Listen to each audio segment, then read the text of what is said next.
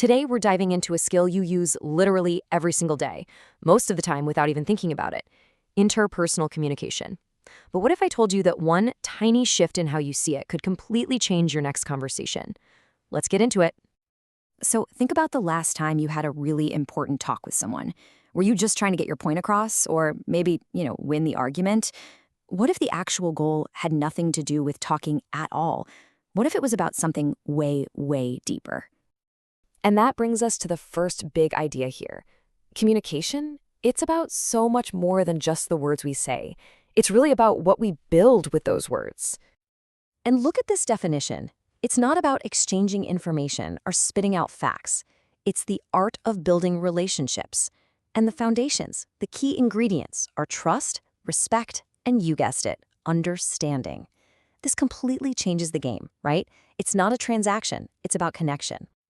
Okay, so if we're building relationships, what's in our toolkit? Let's break down the actual practical skills you need to start constructing these stronger connections. It really all boils down to two foundational pillars. Seriously, if you can master these two, everything else just kind of falls into place. The first is empathy, and its crucial partner is active listening. A lot of people think empathy is just feeling sorry for someone, but it's not.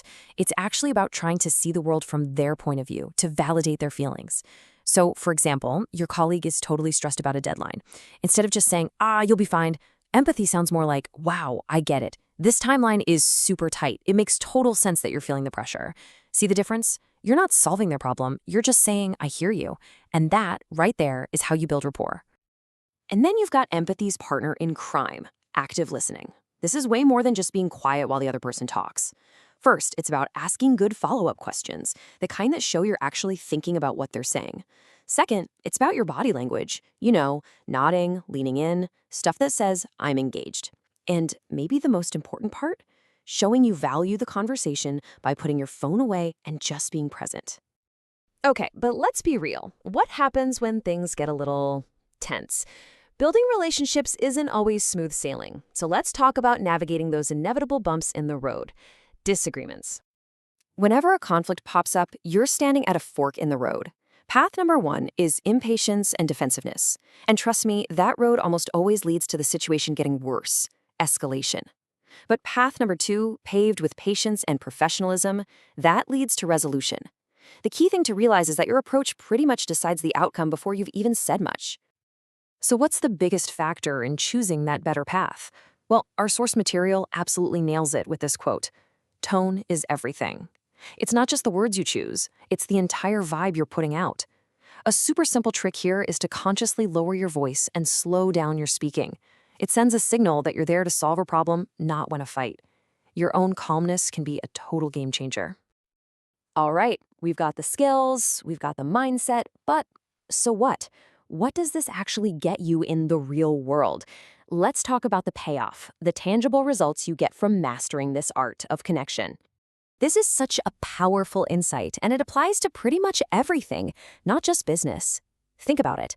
The actual transaction, the product, the service, that's secondary. What people really invest in, what they come back for, is the relationship they feel they have with you. It's almost like a simple formula. There's a straight line from your actions to the results. If you act in a way that's trustworthy and respectful, you create loyalty. If you're truly attentive, if you actually listen, you create lasting relationships. It's a pretty clear and powerful cause and effect. So, look, if you take away just one single thing from all of this, let it be this: at work, at home, everywhere, it's all about connection. Everything else is just noise.